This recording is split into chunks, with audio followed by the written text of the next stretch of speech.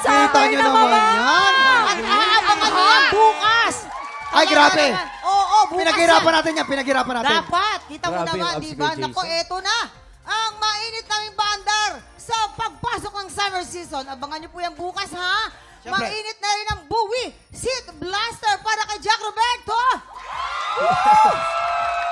Bakit boom? Kaya nga, pero pangalawa muna to, di ba? Pangalawa, pero di Eto, ako nasabugan nun. ang ating katanungan. Jack, magpapasabog ka na ba? Magpapasabog na! Ay! Wag, Jack. Bawal. Uy. Una. Yan. Teka lang. Yan. Ang ganda nung anak. Direk Louie, congrats. Ang ganda nung ating sour. Yeah! Direk Louie. Ganda. Kita niyo naman si Direk. Hands-on doon. Talagang nakatutok si Direk. Kitang-kita mo yung gumaganon-ganon din siya sa gilid-gilid. Oo.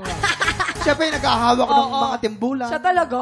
True. Grabe, Direk na yun eh. Eto na ang ating unang sang tanong. Sang Sabog!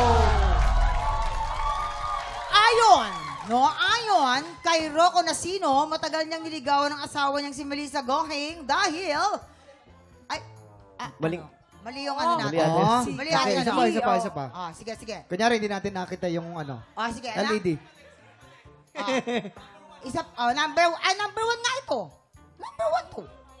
Sige. So, ito, doon na tayo sa ano. Okay, ha? Ito na. Noong teenager siya, anong klaseng manliligaw ang pinapantasya ni Kylie Padilla? Ay, nako. A. Busker o street musician?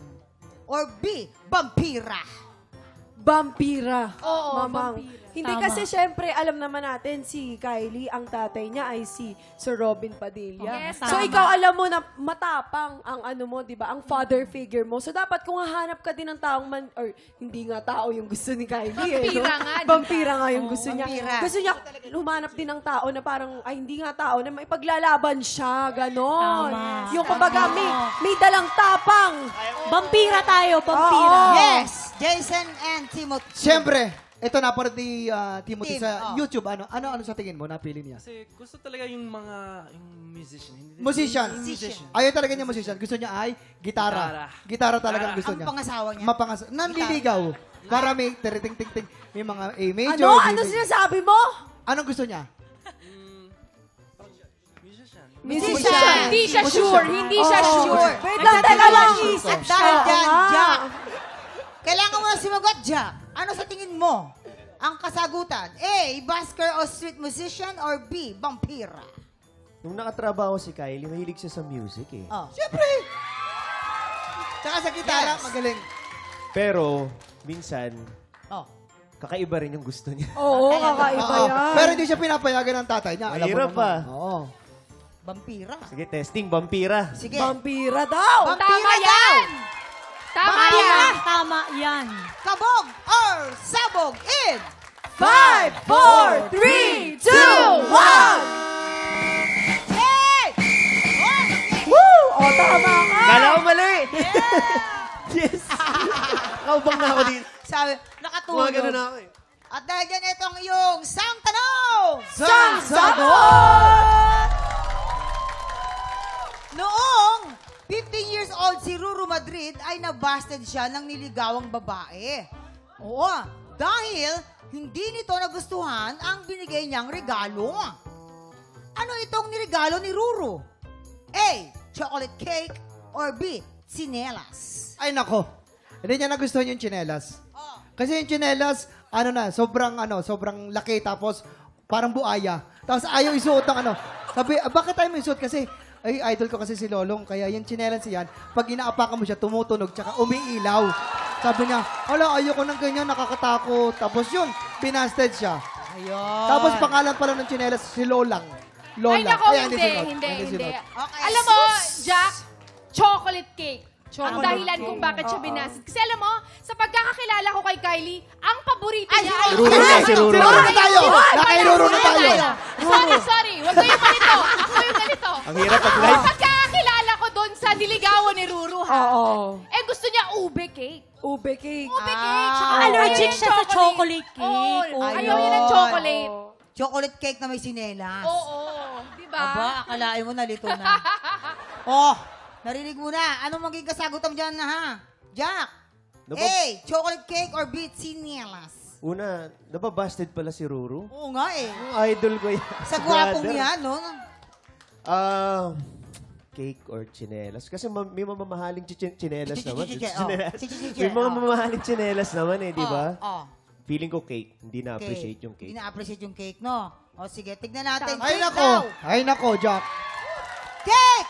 Kabog or sabog in 5, 4, 3, 2, 1! Ayan, ayan. Sabi ko sa'yo.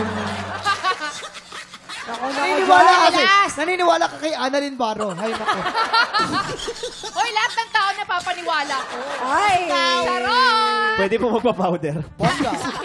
Kasi daw, yung binigay niyang tsinela, size 7 yung babae, binigay niya size 12. Hindi, Ay, eto, nako, sabi ko na eh. Medyo napalaki yung size. So, na-off si girl. Nako, Ruru anak. Ako naman, si Ruru naman namimigay ng tsinelas. Eto na. Ang iyo. Grabe naman. Sobrang na-overwhelm yung art depth natin. Kaya Nalilagyan nga. ng maraming tubig. Eto Pasok na ang hanggang iyo. mata eh. Huling sang tanong! Sang Sabo! Sabog! O eto na, totoo na to. Ayon kay Rocco Racino, matagal niyang niligawan ang asawang si Melissa Gohing dahil A. Kuya ang trato sa kanya ni Melissa noon. Or B. Ayaw ni Melissa magka-boyfriend ng artista. Ayaw mag-boyfriend ng artista. Kasi talaga? si Melissa, isa siyang athlete eh. At nung time na to, ang ginagawa na proyekto talaga ni Rocco ay yung Encantadia. Oo, so may ka-love team siya doon, si Sanya Lopez. Si Melissa, hindi naman niya alam kung paano yung kalakaran sa mga love team na ganyan. So akala niya, may nangyayari talagang relasyon si Sanya, tsaka si Rocco. Kaya hindi niya pinili. Pero ngayon, di ba happy for you guys? Hi Rocco, hi Melissa! Ayaw mag-boyfriend ng artista.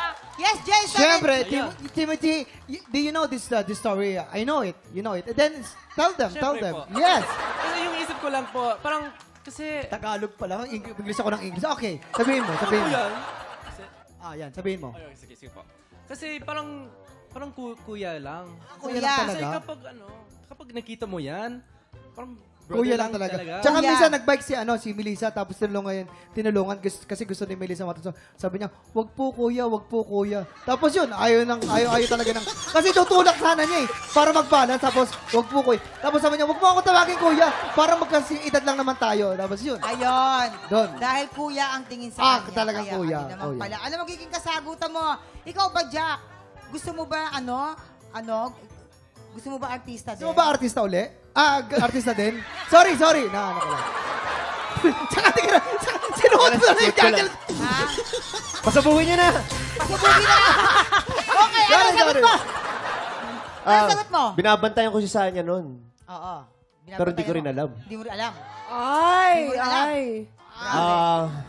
Feeling ko, pagka hindi ka kasi artista, parang ayaw mo Totoo. Ayaw mo. Alam mo ayaw yan. mo. Hindi mo maintindihan, di ba? Alam mo yan. Sa trabaho. Oo. So ano ka doon? Ano Yun. Ayaw sa Ayaw artista. mag-boyfriend ng Oo. artista.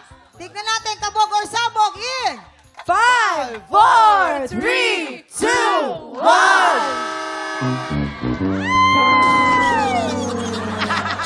I told you. Alam mo naman, Jack. Hindi kita nangyari, papahamak, Jack? Jack. Hindi ka nakikinig. Kuya pala. Kasi, Oo. Mali pa rin. Maraming salamat sa pagkipagkulitan sa amin today, Jack, Annalyn, Timothy, and Tala. Kahapon, ang daming nag-react sa social media dahil marami ang nagulat sa isang panalo na lang, si Mau Marcelo. Naagaw niya agad. Ito na nga, tanghala ng kampiyon na sa pagbabalik ng TikTok Live!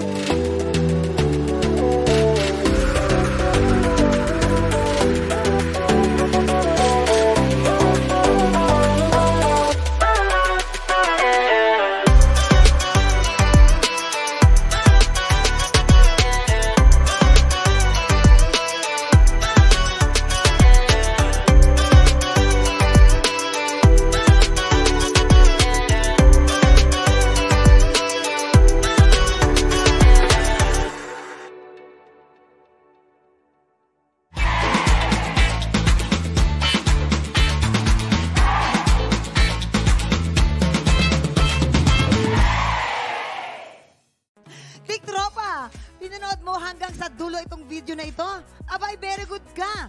For more happy time, watch more TikTok Lock videos on our official social media pages and subscribe to GMA Network official YouTube channel.